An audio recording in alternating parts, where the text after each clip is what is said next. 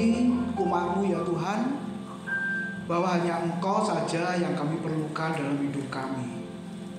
Seringkali kami mengandalkan kemampuan dan kekuatan kami untuk menjalani hari-hari kami. Tetapi satu hal yang kami tahu, kami mengalami kegagalan demi kegagalan. Karena kami termasuk orang-orang yang sangat sombong di hadapan Tuhan. Dan pada pagi hari ini Tuhan, biarlah firman Tuhan seperti cermin itu yang boleh memperlihatkan diri kami, betapa lemahnya kami, betapa tidak berdayanya kami, betapa terbatasnya kami ya Tuhan.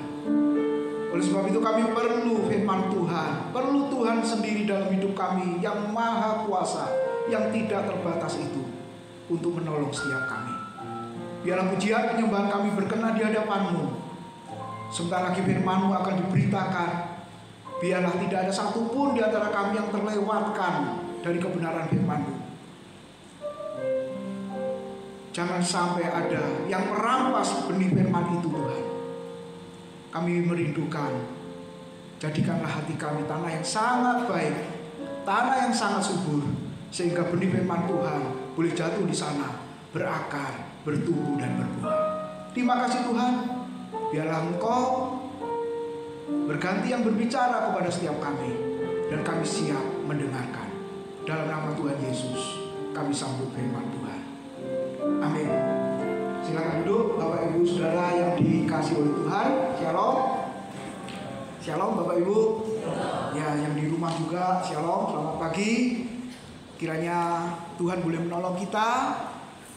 Satu hal yang kita perlu tahu Bapak Ibu Saudara sesuai tema Hakim-Hakim pasal yang ke-10 lanjutan dari beberapa minggu yang lalu.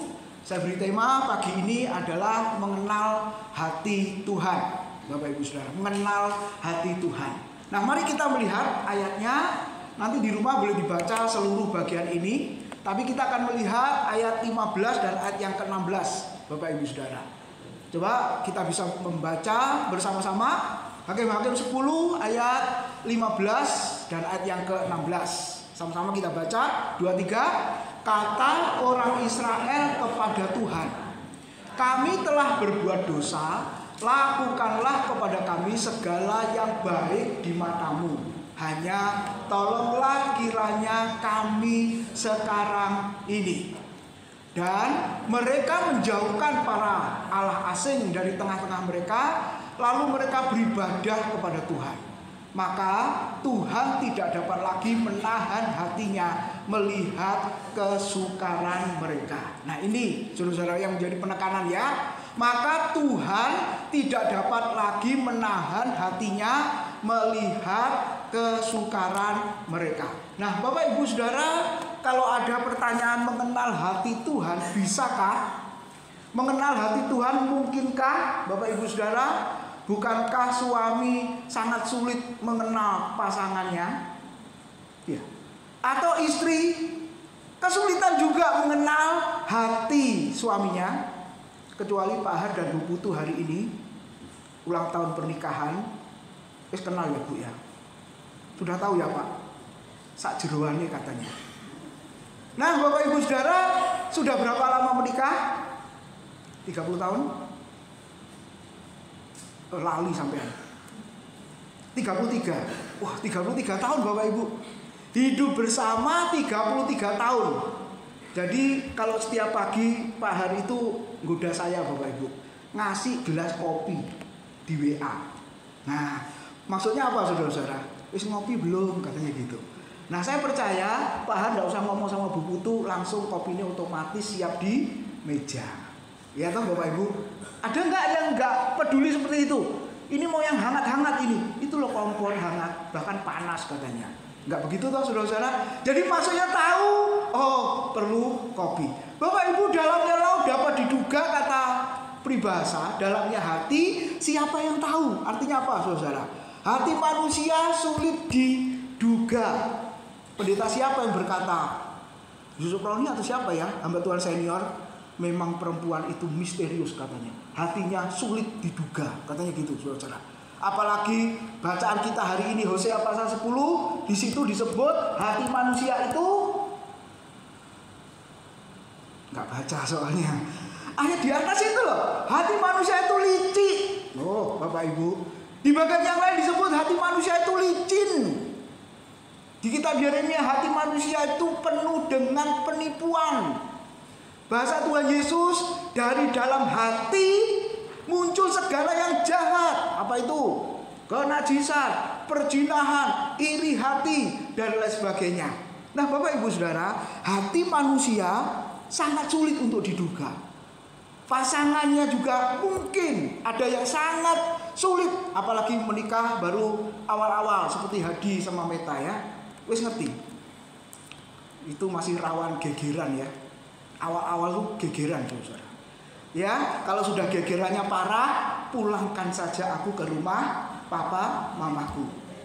Iya Meta gitu ya? Enggak ya? Enggak usah. Itu lagu, Saudara ya, itu lagu. Anak Tuhan nggak boleh begitu. Walaupun ada Bapak Ibu Saudara, karena masih awal-awal menikah, belum tahu, belum mengenal pasangannya. Nah Bapak Ibu, seiring dengan berjalannya waktu, nah kita nanti akan mengerti. Suami istri yang sudah menikah lama, apalagi Pak Lukas, kok nggak kelihatan Pak Lukas? Saudara, pasti sudah tahu. Bahkan nggak usah ngomong lagi. Nah, harus tahu saudara. Kalau apa? Gak seneng, betul saudara. Biasanya begitu. Nah hari ini kita melihat Bapak Ibu Saudara, mengenal hati Tuhan seperti apakah. Saya masih ingat tahun 95 baru lulus ya, disuruh praktek pelayanan 1 tahun. Hari itu datang saudara, kemudian besok apa lusa ada jemaat yang meninggal. Waduh ini berkat ini saudara ya. Baru lulus sekolah teologi, langsung melayani kebaktian, tutup peti, kemudian buka peti, pemberangkatan. Oh enggak, tutup peti, penghiburan, pemberangkatan Bapak Ibu Saudara. Nah ternyata di sana ada tradisi, kalau peti mau ditutup, biasanya kita kalau di Adiasa peti mau ditutup itu saudara ada sesuatu enggak, ada saat kemudian kalau yang meninggal istri ya suaminya, anak-anak, kalau yang meninggal suami ya istri sama anak-anak itu ngomong sama almarhum itu. Nggak ada ya, kita nggak pernah lihat ya Bapak Ibu ya. Sepanjang saya tutup peti lihat kok nggak pernah, wes langsungnya tuang minyak, gitu ya saudara. Tapi di sana waktu itu memang ada tradisi. Sebelum peti itu ditutup, kita semua sudah ibadah, Bapak Ibu tutup peti mau ditutup, itu keluarganya berjejer di sebelah. Yang saya kaget adalah sang suami, karena istrinya meninggal, saya dengar Bapak Ibu, suaminya berkata begini, kamu itu loh, kok cepat meninggalkan aku dan anak-anak. Kok cepat? Tak lihat orangnya ya wis tuwek, anaknya ya sudah dewasa Bapak Ibu. Kok cepat kamu meninggalkan aku dan anak-anak ya? Dan yang terpenting, sampai hari ini aku menikah dengan kamu, aku tuh gak ngerti siapa kamu itu. Loh ini beneran loh Bapak Ibu. Sampai saya ini kaget, waktu itu saya belum menikah Bapak Ibu Saudara. Saya kaget. Loh, anaknya sudah besar, sudah dewasa, lalu istrinya meninggal ya kira-kira umur 65-an tahun lah kira-kira seperti itu Bapak Ibu. Suaminya mengaku di hadapan istrinya, jadi maafkan ya, sampai hari ini engkau bersama dengan aku itu tetap tidak tahu siapa kamu sebenarnya. Jadi ada makhluk lain di rumah tangganya saudara. Lalu saya merenungkan, iya, apa besok aku sudah menikah gitu ya? Jangan-jangan nggak kenal pasangannya, nggak kenal istrinya, nggak kenal suaminya, saudara, nggak kenal anak-anaknya. Nah alasannya banyak, mungkin banyak perginya karena suaminya ternyata kerja di kapal, jadi pulangnya setengah tahun, bahkan 1 tahun baru pulang ya, karena di daerah kepulauan Bapak Ibu Saudara. Nah kita bisa melihat ternyata untuk mengenal yang sudah menikah, ya saya kasih gambar sudah menikah saja. Apa tiba-tiba langsung menikah? Nah, itu bodoh nekat namanya ya, bonek ya. Aku suka sama kamu. Oh langsung saudara-saudara gitu ya. Ayo kita menikah dalam waktu cepat. Ya itu cerita di sinetron sama film Korea. Film apa itu yang di short video itu loh Bapak Ibu ya. WTV atau apa itu saudara-saudara. Bina senyum berarti nonton ya. Jadi aku harus menikah sama kamu. Loh kok cepet? Iya. Tapi normalnya Bapak Ibu Saudara, untuk mengenal itu perlu waktu. Betul? Pertama kenalan, habis itu mulai ada perasaan gitu toh saudara. Terus sebulan, 2 bulan, bahkan 1 tahun Kira-kira kalau tidak ada omongan sama sekali, tidak ada komunikasi sama sekali. Nah, saya pernah diceritain, saudara, sebelum ada handphone ya, saudara. Ya, berarti itu masa pacarannya Pak Pendi, Bu Yena, saya, Pak Bambang gitu ya, saudara. Itu belum ada handphone kan? Itu caranya gimana untuk berkomunikasi? Yang muda nggak boleh jawab karena engkau nggak mengalami itu. Caranya berkomunikasi gimana? Apalagi salah satu pasangannya ditugaskan ke luar kota, keluar pulau, bahkan ke luar negeri. Gimana cara berkomunikasinya? Iya betul, nulis surat sampai Pak Pose hafal. Betul, saudara. Karena kurirnya selalu orang itu dulu belum ada JNT, apalah macam-macam, betul, saudara. Adanya kan Pos Indonesia, sampai Pak Posnya hafal. Ini dari mana? Oh, dari kota A. Waduh, sudah. Karena ini keseringan, sebulan bisa 2 kali, sebulan bisa 3 kali, Bapak Ibu, suratnya datang. Demikian juga sebaliknya, betul, saudara. Nah, waktu 1 tahun, waktu 2 tahun, coba bayangkan kalau tidak pernah berkomunikasi, apa yang terjadi? Kamu pacaran sama dia ya? Iya. Pernah ngobrol nggak? Jarang. Bahkan nggak pernah. Tahu rumahnya? Nggak pernah. Calon mertua apalagi? Kira-kira disamper orang lain nggak? Yang aktif banyak ngomongnya sama orang itu. Jadi Bapak Ibu lihat, untuk mengenal pasangan kita saja sebelum menikah, kita perlu waktu. Pacaran, ya tidak ada istilah pacaran di Alkitab ya, saudara. Nanti yang ada langsung pertunangan. Ya pertemanan dulu lah. Nggak ada pacaran di Alkitab. Pertemanan dulu. Berapa lama? Setahun, 2 tahun, 3 tahun gitu ya. Terus sama apa? Komunikasinya intens enggak, saudara-saudara? Kalau jarang berkomunikasi itu namanya bertepuk sebelah tangan. Bertepuk satu tangan. Kapan bunyi ploknya? Ya saya tembok. Ya toh, saudara-saudara? Nah, ini mungkin pengalaman kita ya Bapak Ibu yang sudah menikah kayak gitu. Bahkan yang mau menikah sudah pacaran, nah waktunya berapa lama?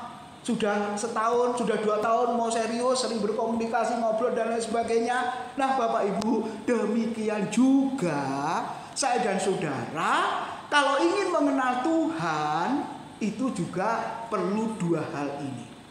Yang pertama waktu. Bapak Ibu sudah Kristen berapa lama? Waktu ya, saudara. Ya, 5 tahun, 10 tahun, waduh, lama sekali itu. Terus yang kedua adalah, apakah saya dan saudara sering berkomunikasi dengan Tuhan? Kalau dulu berkomunikasinya pakai surat cinta, bahkan mungkin ada yang masih disimpan sampai hari ini, untuk kenang-kenangan, mau diberitahu kepada anak-anaknya. Dulu papa mama pacarannya kayak begini loh, ini loh suratnya, kamu mau baca? Kira-kira mau baca nggak anak sekarang? Mau Pak, itu pacaran model kuno, katanya mungkin gitu, saudara. Betul ya? Nggak bakalan mau, saudara. Bahkan kalau sudah punya anak-anak mungkin ya dibakar. Ini dibakar aja lah, daripada ketahuan anak-anak nanti malu kita, katanya gitu. Nah Bapak Ibu lihat, surat cintanya Tuhan kepada kita itu kan Alkitab. Firman Tuhan Bapak Ibu saudara. Dari segi waktu kita sudah mengenal Tuhan sangat lama. Menjadi Kristen percaya Yesus sangat lama. Tapi pertanyaannya komunikasi kita sering apa tidak? Bacaan Alkitab kita setiap hari hanya 1 pasal. Puji Tuhan ada yang diropel ya Bapak Ibu ya. Maksudnya diropelnya kelewat soalnya gitu ya. Gak apa-apa Bapak Ibu saudara. Nah saya berharap melalui kitab Hosea sangat jelas. Ternyata umat Tuhan tetap tidak mengenalnya. Dari segi waktu mengalami Tuhan sekalipun, Bapak Ibu, Alkitab berkata di dalam kitab Hosea seminggu ya yang kita baca ini, Bapak Ibu saudara, ternyata umat Tuhan tidak mengenal. Coba Hosea pasal 4 ayat 6. Ini ayat kuncinya. Sama-sama kita baca 2, 3. Umatku binasa karena tidak mengenal Allah. Karena engkaulah yang menolak pengenalan itu, maka aku menolak engkau menjadi imamku. Dan karena engkau melupakan pengajaran Allahmu, maka aku juga akan melupakan anak-anakmu. Perhatikan Bapak Ibu, umatku binasa karena tidak mengenal Tuhan. Suami istri yang saya ceritakan tadi, Bapak Ibu, kira-kira rugi enggak? Sudah menikah puluhan tahun, punya anak-anak, tapi tidak mengenal pasangannya. Saya pikir ini rugi besar, saudara-saudara. Tuhan sudah izinkan bersama, tidak mengenal. Ini yang sangat besar. Demikian juga orang percaya, Bapak Ibu Saudara. Kita menjadi orang Kristen lama. Bahkan kita sudah menjadi imam-imam. Kita sudah menjadi pelayan-pelayan Tuhan. Tetapi kalau kita tetap tidak mengenal Tuhan, rugi besar, Bapak Ibu Saudara. Bahkan bukan hanya rugi, dikatakan binasa. Kenapa, saudara-saudara? Karena dikatakan apa?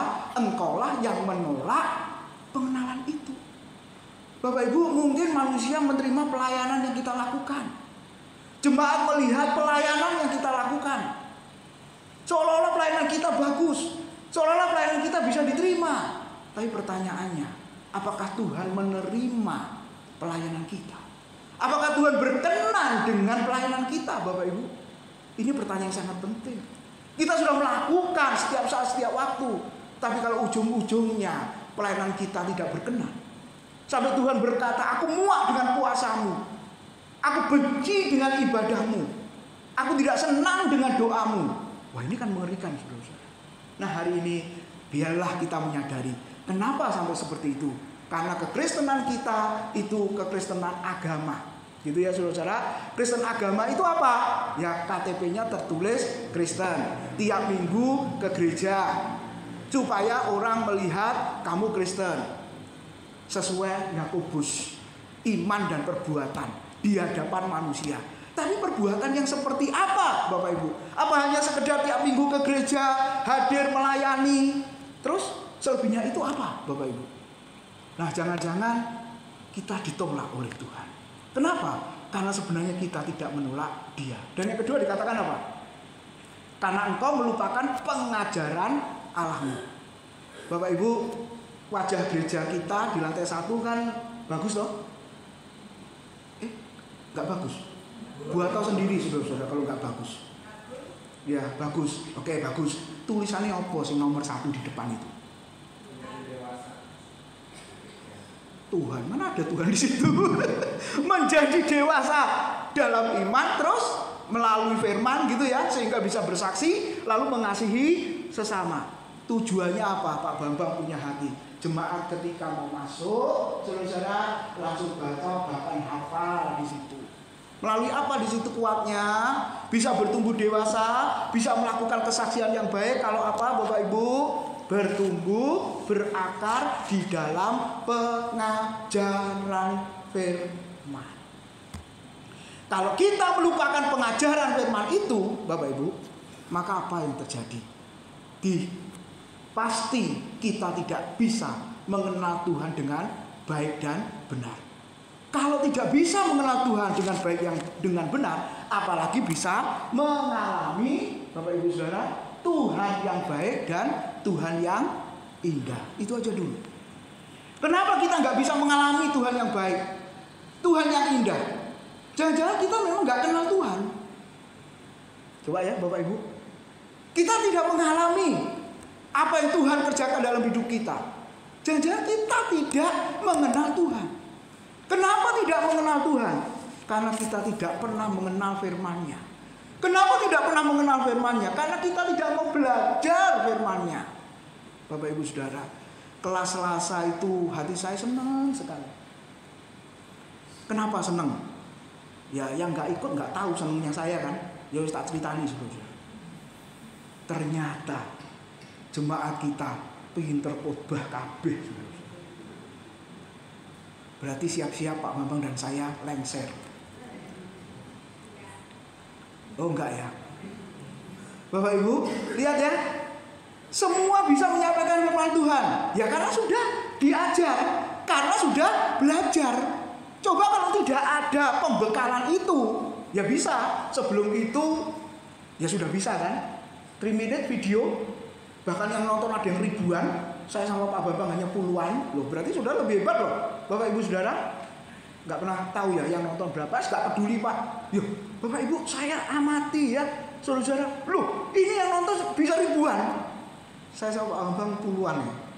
Nggak apa-apa, biar engkau makin bertambah-tambah, kami makin berkurang-kurang. Iya kan, Bapak Ibu? Jadi saudara dilihat jemaat GBI Graha Family itu bukan gembalanya. Saya sedih kadang Pak Bambang cerita kepada saya, GBI Gravamil itu yang membalakan siapa? Saya. Oh alah, Pak Bambang toh yang membalakan. Nggak nyangka aku. Wah keterlaluan saudara-saudara. Iya toh? Ya sudah nggak apa-apa. Karena memang saudara yang harus bertambah-tambah. Artinya apa Bapak Ibu? Saudara, ini YouTube saudara kan publish loh. Waduh sudah kesana kemari Bapak Ibu. Sebagai apa ya? Contoh sebenarnya. Ini luar biasa ini GBI Jemaat Gravamil. Sudah bisa renungan jemaat ya sampai berapa itu? 15-20 orang. Ceritanya gimana itu Pak Tim? Gampang, diajar selama 10 tahun. Sejak sekolah minggu. Saya bilang gitu ya saudara ya. Oh makanya, jadi perlu lama ya Pak, perlu lama. Dari segi waktu. Dan yang kedua Pak, berkomunikasi, ikut kelas. Wah itu luar biasa Bapak Ibu. Saya senang sekali.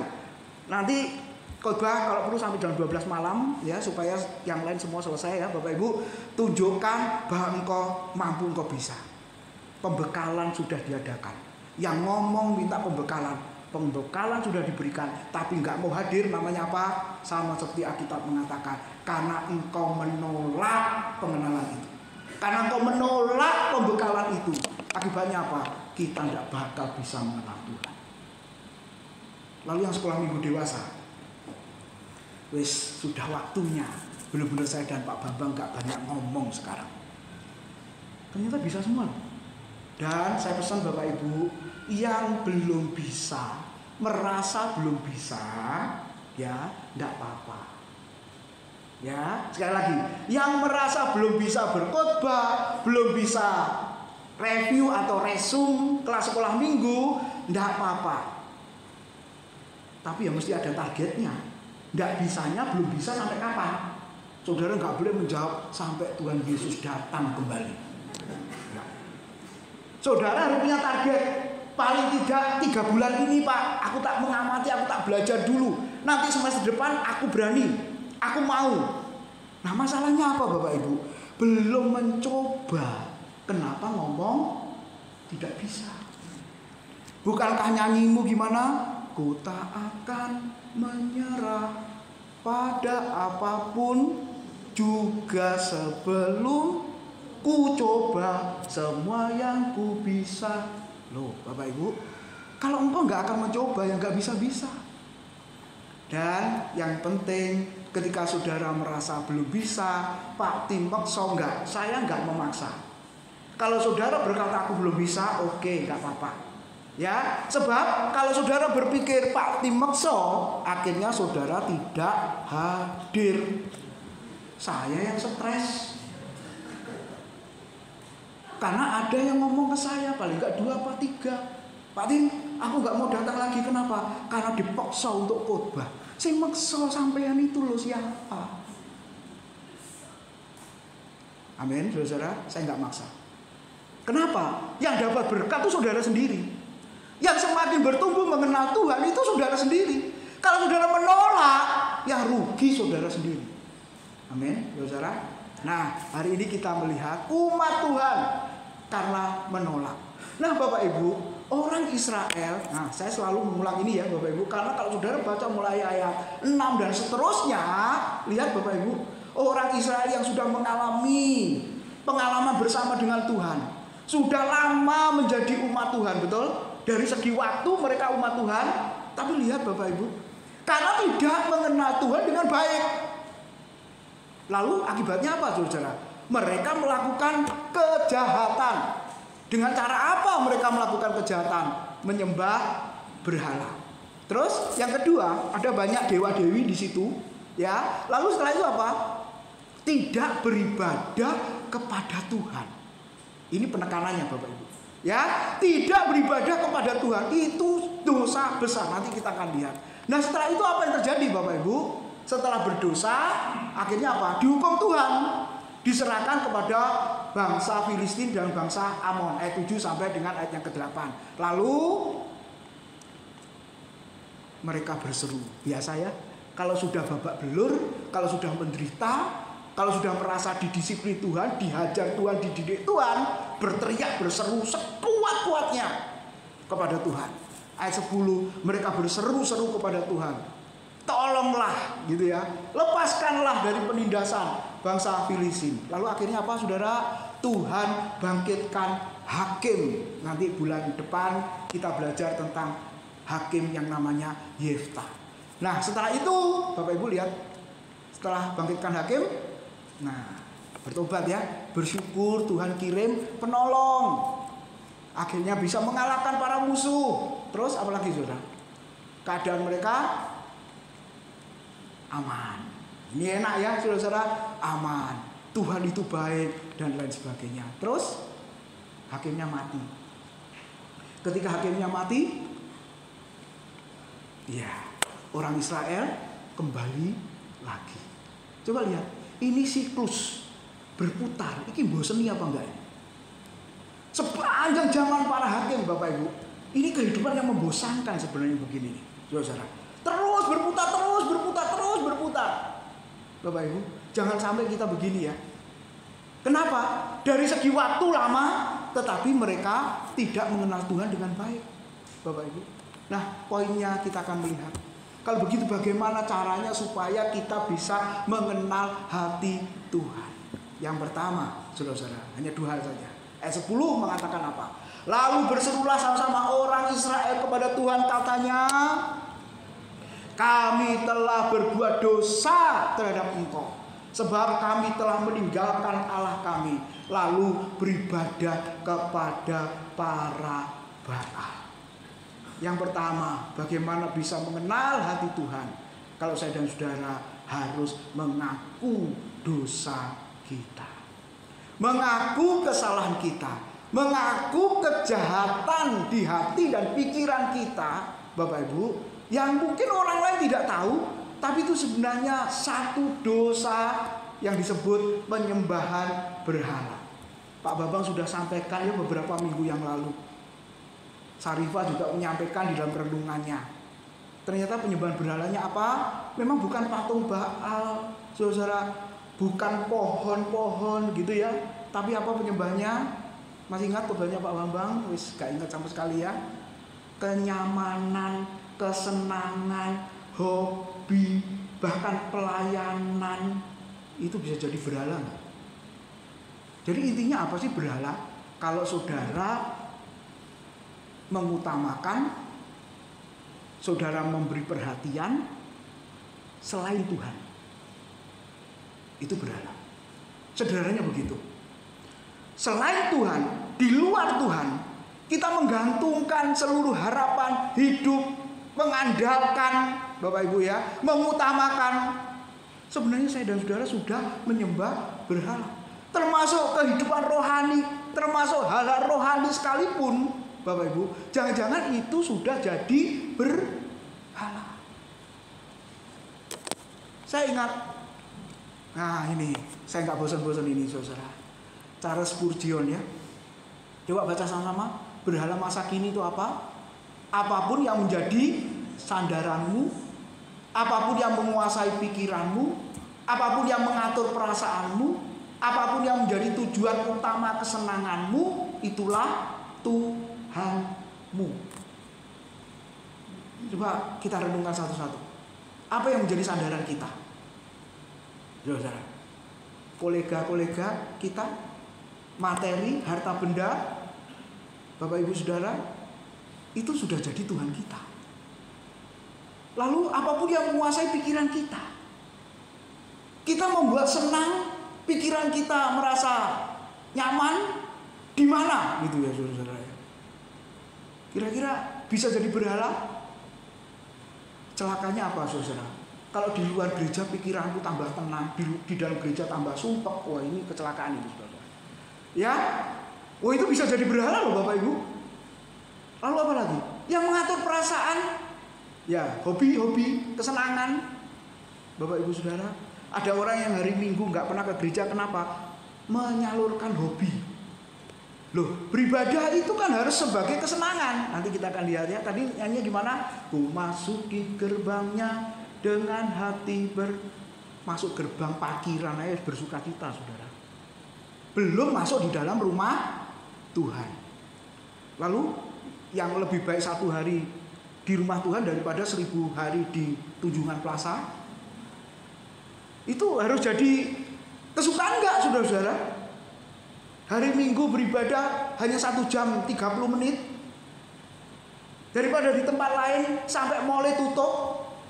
Saudara, khotbah sebentar aja udah gak karu-karuan perasaannya. Gitu ya. Tapi kalau nge-mall sampai malam, makanya kalau sekedar makan aku males ke mall, saudara. Gitu ya. Wes sudah cari rumah makan, pulang. Tapi kan sekarang enggak tahu saudara-saudara. Ya bukan hanya makan lah Pak, ya jalan lah sampai kapan? Ya sampai mulai tutup gitu ya saudara-saudara. Kesel enggak kira-kira? Nah Bapak Ibu lihat, semuanya itu di luar Tuhan. Semuanya itu bukan Tuhan. Nah kalau pikiran kita, perasaan kita, kesenangan kita, semuanya ada di sana, kita sudah menyembah berhala. Dan bagaimana orang yang seperti ini bisa mengenal Tuhan dengan baik dan benar? Bapak Ibu, ternyata umat Tuhan pada zaman hakim-hakim tidak bisa mengenal Tuhan. Bahkan di kitab Hosea, Bapak Ibu Saudara, analoginya apa dalam kitab Hosea? Tuhan Allah digambarkan sebagai ini sudah Hosea pasal 10 loh Bapak Ibu. Pasal 1, pasal 2, pasal 3 itu udah muncul loh. Umat Tuhan digambarkan sebagai engkau benar-benar melupakan pengajaran Allahmu. Aku menolak engkau sebagai anak-anakku. Itu kata Tuhan. Umat Tuhan digambarkan sebagai istrinya. Tuhan Allah digambarkan sebagai suami yang setia. Tapi istrinya selingkuh. Selingan indah keluarga utuh kalau nggak ketahuan. Tapi ketahuan Bapak Ibu.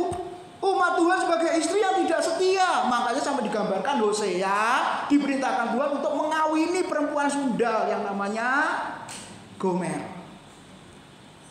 Karena Tuhan mau menunjukkan, aku ini sangat setia, suami yang sangat baik, mengasihi kamu sungguh-sungguh, berkorban bagi kamu. Tapi kamu kok tetap selingkuh. Coba Bapak Ibu, bagaimana perasaan sang suami ketika sudah memberikan hidupnya, hatinya, seluruhnya kepada istrinya, karena kebaikannya, karena mengasihi, tapi ketahuan istrinya selingkuh. Mungkin dia akan berkata, lebih baik langit runtuh saja menimpa aku. Jangan, nanti yang lain itu bisa kena Bapak Ibu. Ya, lebih baik semua hancur. Bapak Ibu, itu perasaan hati Tuhan. Ketika umat Tuhan tidak mengutamakan Tuhan yang menjadi fokus hidup dan pelayanannya, hati Tuhan tersakiti Bapak Ibu. Kenapa? Karena umat Tuhan dikatakan apa? Selingkuh.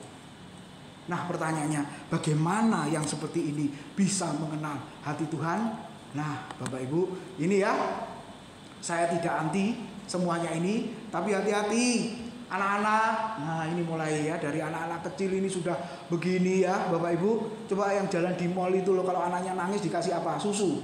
Enggak. Dikasih snack? Enggak. Dikasih apa? Handphone? Diem. Saya pikir wah gitu ya. Akan terus lebih parah begini. Bapak Ibu lihat ya, waktu dihabiskan.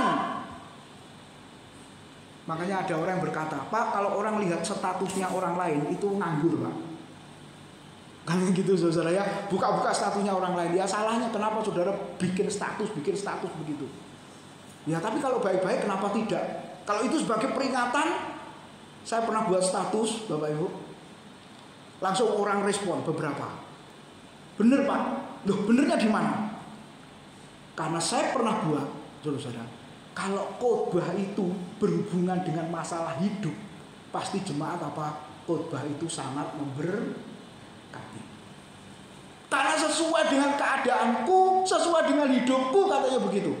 Tapi coba kalau khotbah pengajaran, waduh aku nggak dapat berkat. Nah itu kan secara umum ya Bapak Ibu, rata-rata itu kan begitu. Langsung orang kasih, oh, bener Pak, setuju gitu ya. Nah Bapak Ibu ternyata kita banyak dosanya di hadapan Tuhan. Sama seperti orang Israel berselingkuh Bapak Ibu. Tidak menyembah Tuhan lagi, tapi menyembah Allah-Allah yang lain. Yang menjadi kesenangan kita, yang mengatur perasaan kita, yang membuat pikiran kita damai sejahtera di luar Tuhan, yang menjadi sandaran hidup kita. Ternyata kita semua sudah menyembah berhala. Dan itu harus diakui. Di dalam 1 Yohanes pasal yang ke-1 ayat yang ke-9, di situ dikatakan apa, saudara? Jika engkau mengaku dosa kita, jika kita mengaku dosa kita, maka Ia adalah setia dan adil, sehingga Ia akan mengampuni segala dosa kita dan menyucikan kita dari segala kejahatan. Sama seperti umat Tuhan pada zaman hakim-hakim mengaku dosa dan Tuhan mengampuni, sehingga umat Tuhan mengenal sebagai Tuhan yang bisa mengampuni dosa. Makanya doa sebelum ibadah kita terus lakukan itu. Yang kedua ini penting Bapak Ibu.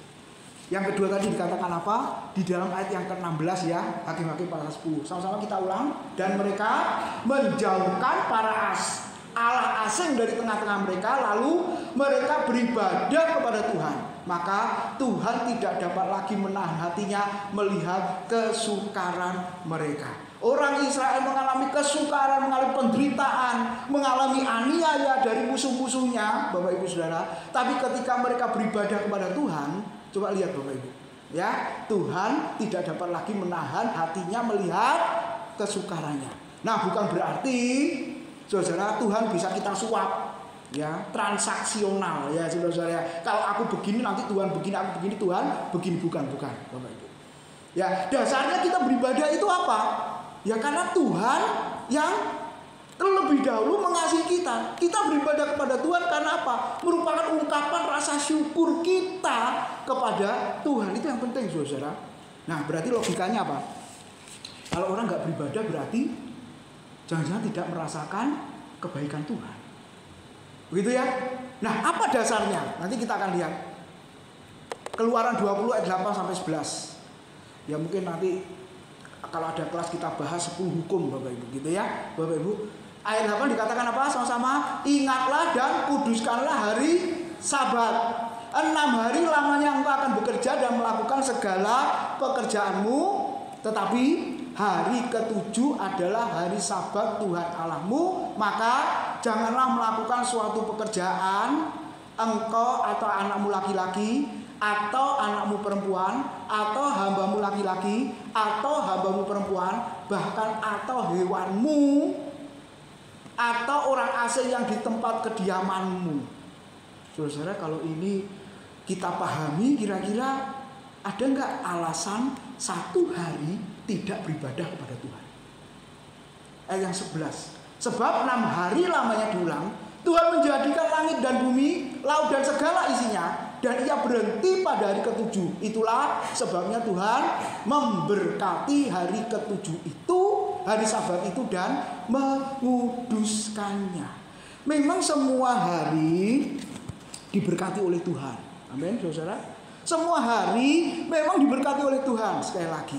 Tetapi perhatikan, hari yang ke-7 disebut apa, saudara? Tuhan memberkati hari itu dan menguduskannya. Bapak Ibu Saudara, coba kita renungkan, coba kita lihat ya. Nah, ini sudah tahu ya, tanggung jawab manusia kepada Tuhan. Hukum 1 sampai 4. Jangan ada Allah lain, jangan menyembah patung, jangan menyebut nama Tuhan dengan sembarangan. Ingat dan kuduskanlah hari Sabat. Tanggung jawab kita kepada Tuhan. Sudah kita lakukan? Ya, ada yang sudah, ada yang belum, gitu ya. Ada yang kurang. Tanggung jawab kepada sesama, hormati orang tua, jangan membunuh, berzina, mencuri, berdusta, mengingini. Oke, sudah ya Bapak Ibu. Nah, yang menjadi penekanan saudara tentang ibadah. Apa makna ibadah itu, saudara? Dari kata abodah, artinya apa? Pekerjaan. Makanya di dalam bahasa Yunani-nya itu latreia itu adalah apa? Itu pekerjaanmu, itu ibadahmu logikos, yang masuk akal, katanya gitu, saudara. Nah, jadi Bapak Ibu lihat, ketika kita bekerja, ibadah enggak? Makanya saudara kita yang Muslim itu kan apa? Bekerja adalah ibadah, betul ya, saudara? Bekerja adalah ibadah. Nah, kalau bekerja adalah ibadah, sembarangan, main-main, apa serius, penuh tanggung jawab. Kalau bekerja itu ibadah, berarti bisa main-main, seenaknya, atau serius, penuh tanggung jawab. Pasti serius, pasti yang terbaik, pasti sungguh-sungguh. Kenapa? Karena ini ibadah. Betul, saudara, setuju. Nah, kita melakukannya gimana, Bapak Ibu? Saudara yang tahu ya. Di dalam pekerjaanmu bagaimana? Terus yang kedua apa? Artinya penyembahan. Bapak Ibu Saudara, penyembahan kepada Tuhan. Lalu pelayanan, lalu pengabdian. Nah, Bapak Ibu, ini kalau kita lakukan, firman Tuhan tadi berkata, saya dan saudara bisa mengenal Tuhan. Secara personal, pribadi, apakah kita masih melakukannya? Saudara-saudara, saat teduh kita, masihkah kita melakukannya? Membaca firman-Nya setiap hari, Bapak Ibu, baca saja. Kalau nggak ngerti, tanya saya atau Pak Bambang. Jangan sampai saudara berkata, wes nggak ngerti Pak, aku nggak moco. Terus yang kedua, Alkitab itu begitu tebal Pak. Dulu saya punya teman orang Kristen ya, kamu sudah baca Alkitab? Enggak. Kenapa? Menakutkan. Kenapa menakutkan? Tebel. Loh tapi kok Kristen? Iya Kristen. Itu Kristen agama Bapak Ibu. Mengalami kebaikan Tuhan, keindahan Tuhan, mengenal Tuhan. Nggak mungkin. Karena Tuhan bisa dikenal melalui firman-Nya. Bapak Ibu Saudara. Nah sekarang, apakah ada yang berani ngomong Alkitab itu tebal? Kita mungkin bawa Alkitab ini sudah mulai malu-malu gitu ya. Coba kalau dulu hari Minggu sebelum ada handphone itu kelihatan ya, apalagi bajunya putih-putih. Saya dulu kan tinggal di daerah Petemon, yang banjir itu Bapak Ibu ya. Mungkin sekarang sudah enggak. Waduh putih-putih. Kalau minggu pertama bawaannya apa? Alkitab. Yang tua-tua Alkitabnya gede-gede. Kenapa? Supaya tulisannya besar. Kalau kecil-kecil enggak kelihatan. Lalu naik bemo, masih bawa Alkitab? Masih Bapak Ibu Saudara. Naik bis kota 200 perak zaman itu. Saya mesti ke daerah Tugu Pahlawan sana itu masih bawa Alkitab Bapak Ibu. Sekarang dikantongi Alkitabnya, masukkan dompet. Seharusnya kalau saudara nunggu BPJS, bukalah handphonemu, terus bacalah Alkitab. Kalau saudara pakai masker, jangan tidur, berdoalah. Itu beribadah, itu saleh. Itu bukan sekedar Kristen percaya Yesus lama, tapi rohmu connect gitu ya saudara saya dengan rohnya Tuhan. Karena kita manusia rohani Bapak Ibu, kita punya kesempatan, keistimewaan yang diberikan oleh Tuhan untuk kita bisa bersekutu dengan Tuhan Allah pencipta kita. Kenapa kita tidak lakukan? Nah apalagi komunal bersama-sama, ini tidak setiap hari kan saudara, ini tidak setiap hari. Katakanlah berapa? Kalau saudara nggak bisa ikut Selasa, nggak apa-apa. Nggak bisa ikut Jumat, doa malam, nggak apa-apa. Minimal ikut hari Minggu. Amin. Ya, Bapak Ibu. Kenapa? Karena 6 hari Tuhan sudah beri waktu untuk kita bekerja. Tapi 1 hari itu untuk Tuhan. Kalau mau jujur nggak 1 hari kan, hanya 1 jam setengah, kecuali habis ini nyambung komsel. Wah luar biasa, saudara. Tapi nggak apa-apa, makan rawon dulu di bawah. Oh nggak tahu tuh kalau ada rawon ya? Oh bukan. Nah Bapak Ibu lihat ya, 6 hari bekerja, 1 hari istirahat. Tapi berapa banyak yang menyadari ini Bapak Ibu? Sudah bekerja 6 hari ditambah, aku nggak mau kerja 6 hari. Berapa lama engkau bekerja? 7 hari. Terus 1 hari istirahat? Enggak juga. Bapak Ibu, coba kalau aturannya ini dirubah. Yosef Stalin, pemimpin Uni Soviet ya.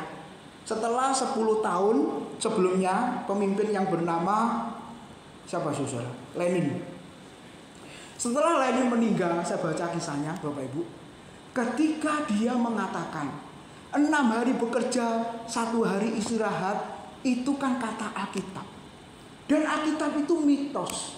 Dan kalau itu dilakukan di Soviet, dia bilang, maka Soviet akan rugi. Ini tidak produktif, dia ngomong gitu, saudara-saudara. Nah, setelah itu dia ubah. Kalau begitu tidak boleh 6 hari kerja. Dan yang terjadi waktu dia memimpin, Bapak Ibu Saudara, dirubah 9 hari kerja. Lalu 1 hari istirahat. Jadi setiap 10 hari libur 1 hari. Lalu apa yang terjadi, saudara-saudara? Ternyata diteliti, ya, ini sudah disampaikan di negara bagian-bagiannya ya Bapak Ibu. Ternyata setelah diteliti, justru sebaliknya, rakyat Soviet malah tidak produktif. Kenapa? Karena 9 hari kerja capek. Bapak Ibu Saudara, kalau saya ngajar blog saja, ya, dari pagi sampai sore menjelang malam, 4 hari saja, itu rasanya Bapak Ibu, walaupun ngajarnya itu pakai Zoom, mata sepet Bapak Ibu, ngadepi laptop sampai laptopnya panas, tiba-tiba mati dengan sendirinya. Nah, itu mujizat. Terlalu lama. Mahasiswa juga begitu. Pak, maaf, mati dengan sendirinya. Ya berarti waya ya ganti kan gitu toh saudara. Tidak apa-apa, itu memang gak abadi. Itu ya saudara. Rusak lebih baik supaya beli lagi kan gitu Bapak Ibu. Apalagi kalau onset dari pagi sampai sore.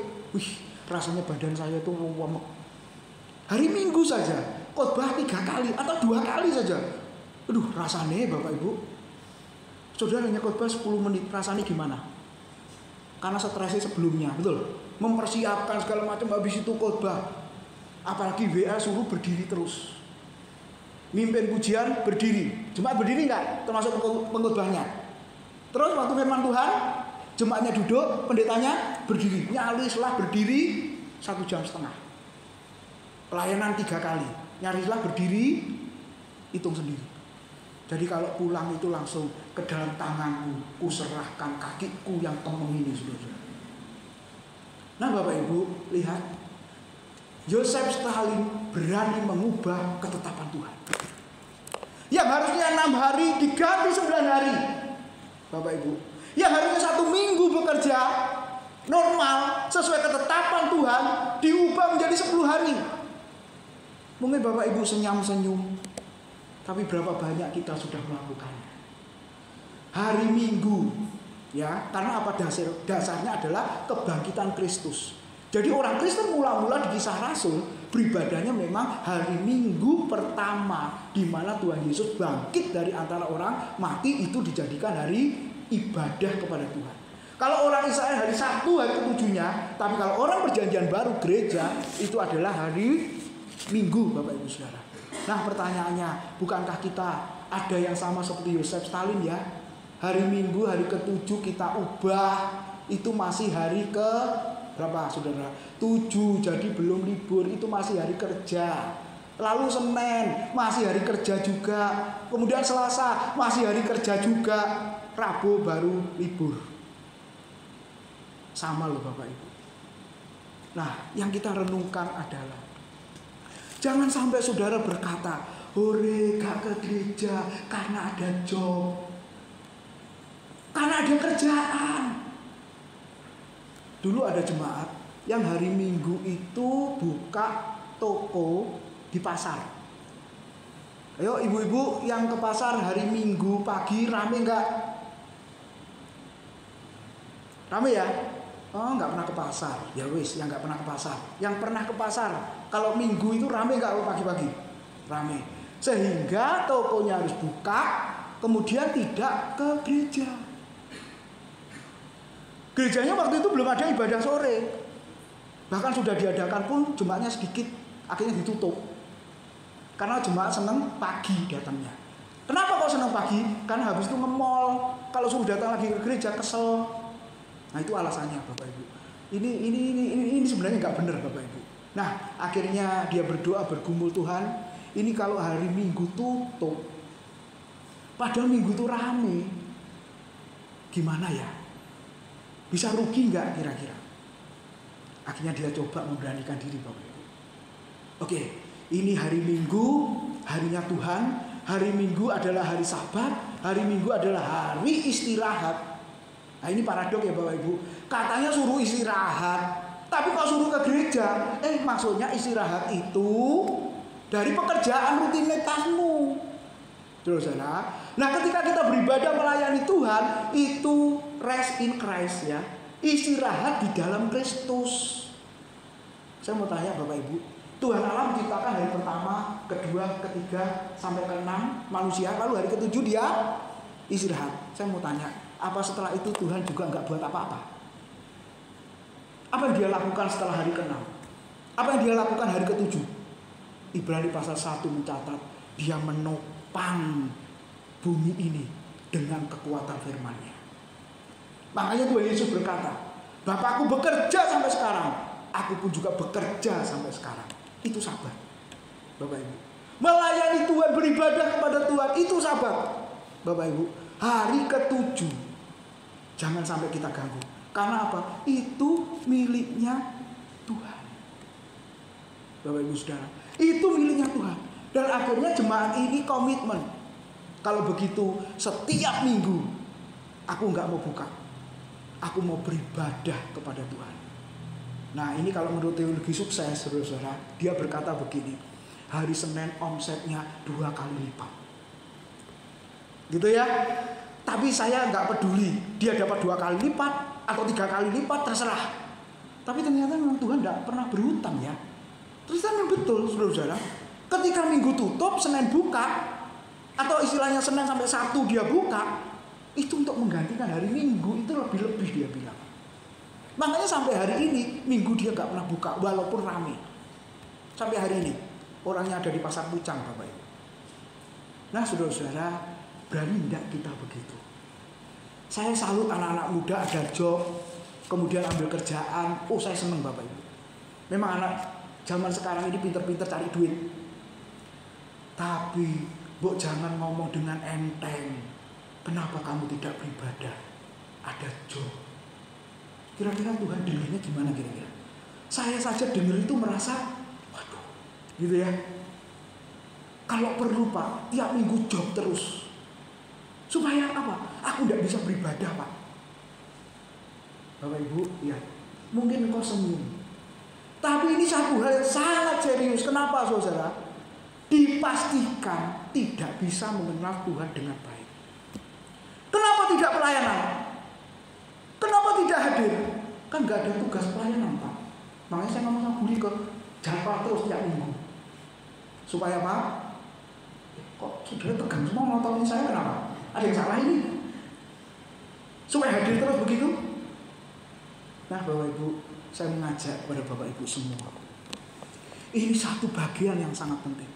Sebab kalau semuanya itu kita lakukan, maka Tuhan tidak dapat lagi menahan hatinya melihat kesukaran umatnya. Sudah mengalami masalah, sudah menghadapi persoalan, tapi tidak mau beribadah kepada Tuhan. Coba gimana? Apakah Tuhan akhirnya berbelas kasihan kepada orang itu? Bapak Ibu Saudara, orang saja mungkin melihat gak sesuai ini, gitu ya. Sudah tahu begitu, dia tidak dekat dengan Tuhan, malah semakin jauh dari Tuhan. Kira-kira perasaan Tuhan gimana? Seringkali kita hanya berpikir, Tuhan, Engkau lihat perasaanku, Engkau lihat hatiku. Tapi berapa banyak kita kebalik, Bapak Ibu, mau menyelami perasaannya Tuhan, hatinya Tuhan seperti apa? Kalau kita digitukan saja, kita merasa sedih, minta ampun Bapak Ibu. Bagaimana perasaan Tuhan? Berapa banyak kita sudah membuat sedih hati Tuhan. Bapak Ibu Saudara, Matius pasal 9 ayat 36, ini hatinya Tuhan. Jadi kalau saudara pengen tahu, kenal hatinya Tuhan seperti apa, kita baca sama-sama 2-3. Melihat orang banyak itu, tergeraklah hati Yesus oleh belas kasihan kepada mereka. Karena mereka lelah dan terlantar seperti domba yang tidak bergembala. Compassion terjemahan lainnya. Saya masih ingat siapa itu, Bu Teli yang kirim ya, coach dari pendeta Stephen Tong. Apa artinya compassion? Menolong orang, dia nggak tahu siapa yang ditolong. Lalu yang ditolong juga tidak tahu siapa yang menolong. Masih ingat Bu Teli kirim itu kan? Menolong orang yang nggak tahu siapa yang ditolong. Saya percaya di antara Bapak Ibu pasti ada yang begitu. Pak, aku kasih berkat ini. Jangan beritahu ya Pak. Dan untuk siapa? Aku nggak perlu tahu. Compassion, penuh belas kasihan. Dan yang ditolong juga nggak tahu ini dari mana, dari siapa. Ya sudah, ini dari Tuhan. Bapak Ibu Saudara, itu hati Tuhan. Itu hati Yesus. Kenalkah hatinya? Bapak Ibu Saudara, jadi mengenal hati Tuhan itu dua hari ini kita pelajari. Mengaku dosa, berhala di dalam hati. Kita semua sedang baca buku warna merah, Kalibrasi Hati. Sudah mau selesai saya baca ya. Hampir 500 halaman ya. Tapi kan hurufnya gede-gede, spasinya juga panjang. Jadi gak kecil-kecil gitu. Jadi intinya memang yang di dalam ini yang perlu ditata ulang, yang perlu diukur ulang, yang perlu dikoreksi Bapak Ibu. Kalau kita sudah mulai menyimpang, mulai menyeleweng, mulai nggak benar, dikembalikan lagi. Dan itu melalui apa? Firman. Yang kedua, beribadah kepadanya. Kenapa? Karena beribadah itu satu keharusan. Apakah ada orang Israel ketika hari ke-7 mereka melakukan pekerjaan? Bapak Ibu baca di Alkitab ketemu nggak? Hari ke-7 itu Sabat, istirahat, beribadah kepada Tuhan. Tapi dijumpai orang Israel melakukan pekerjaan. Ada? Kenapa kok tidak ada? Karena hukumannya mengerikan, dilempari batu sampai mati. Nah, sekarang kenapa orang Kristen tidak gentar ya? Coba, ini yang mesti dipikir ulang ya Bapak Ibu. Hati dan pikiran kita. Kenapa waktunya beribadah kita nggak gentar? Bahkan pikiran kita berkata apa? Minggu depan masih ada. Memang minggu depannya masih ada. Tapi saudara kan belum tentu ada minggu depannya.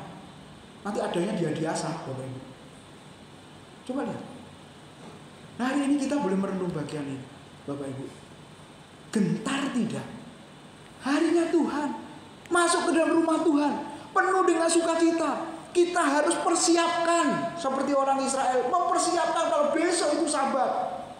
Makanya Bapak Ibu, kalau hari Minggu pagi beribadah ndak bisa ngantuk. Rahasianya apa? Sabtu malam jangan tidur malam-malam. Tapi saudara berkata, loh Pak, hari Sabtu Pak, begadang sampai malam. Engkau punya Tuhan yang lain. Itu berhala Bapak Ibu. Sehingga beribadah ngantuk-ngantuk. Tidak siap. Gitu kan saudara-saudara. Terus apa lagi? Oh banyak, kalau segi praktis itu banyak Bapak Ibu. Kenapa? Kok gak bisa hadir? Iya, anak-anak rewel. Nah jadi alasan tuh anak-anaknya Bapak Ibu. Iya Pak, tim anakku. Memangnya kamu tak punya anak? Aku ya pernah punya anak kecil kok. Caranya gimana? Tak kasih tahu ya. Supaya minggu gak datang terlambat. Hari Sabtu pakaiannya disiapin. Ya anak-anak yang nyiapin pakaiannya. Besok mau pakai baju ini disiapin. Ya besok mau pakai sepatu ini, kaos kakinya. Semuanya disiapin. Sampai kayak gitu Pak. Iya. Karena anak kecil kalau nggak diajari kayak gitu, sampai tuwek tetap telatan Bapak Ibu. Karena nggak diajari. Simple soal ibadah ya Bapak Ibu. Amin. Pelayanan. Orang berkata pada saya, Pak jangan khotbah muluk-muluk Pak, gak ngerti jemaat ya wes, tak kasih yang sederhana. Itu pun tetap gak ngerti. Wah kebacot juga. Nah hari ini kita belajar. Hari ke-7, hari miliknya Tuhan. Oke. Gambar apa ini? Laki-laki dan perempuan sedang. Ayo pemain musik maju. Tim musik. Mengemis ya. Bapak Ibu, laki-laki dan perempuan pakai baju compang-camping mengemis. Nah ini saya baca di bukunya Pendeta Stephen Tong dengan judul 10 Hukum Taurat yang disampaikan Pak Rodi juga. Ya lengkapnya seperti ini. Ada orang yang sangat baik. Ketika dia mengantri untuk bayar di sebuah restoran, datanglah pengemis. Bapak Ibu, ketika dia berharap minta sesuatu, aku belum makan, aku minta duit, aku kelaparan. Kira-kira dikasih enggak Bapak Ibu? Kasih kan? Karena baik hati. Mungkin saudara juga baik hati, makanya dikasih gitu ya. Terus setelah diberinya lumayan banyak Bapak Ibu. Lalu pengemis satu dengan yang lainnya ini berkata begini, wah enak sekali ya orang ini. Kalau kita minta yang lain itu ditolak-tolak. Tapi kita nggak usah ngomong macam-macam, Tuhan. Mohon belas kasihan-Mu, berikan sesuatu untuk makan. Karena perut lapar, apalagi alasannya ditambah melah, sakit gitu ya. Langsung diberi. Berarti kita datang aja ke Dia terus. Nggak perlu ke orang lain. Sebab kalau perlu ke orang lain, belum tentu diberi. Malah kita diomelin. Akhirnya dia datang lagi kedua kalinya. Dia datang lagi sampai 7 kali. Coba kalau Bapak Ibu ketemu orang yang minta orang yang sama sampai 7 kali. Perasaanmu gimana? Seneng apa marah? Marah, saudara-saudara. Kamu itu orang yang gak punya hati nurani ya. Semuanya sudah kuberikan kepadamu. Tapi kenapa kamu masih minta sampai 7 kali? Ini yang terakhir kuberikan kepadamu. Setelah itu berikan balik kepadaku. Saudara-saudara, mungkin kita juga sama ya seperti pengemis itu loh. 6 hari Tuhan sudah berikan kepada kita, tapi hari yang ke-7 kita minta. Orang-orang yang seperti itu harus bertobat, sebab kalau tidak Tuhan akan mengambil hari dan waktu kita. Karena sesungguhnya hari adalah milik Tuhan. Waktu adalah milik Tuhan, bukan milik kita. Amin. Tuhan memberkati. Mari nyanyi satu lagu. Tak akan pernah kusesali itu ya. Mengiring Yesus melayanimu. Mari bangkit berdiri Bapak Ibu.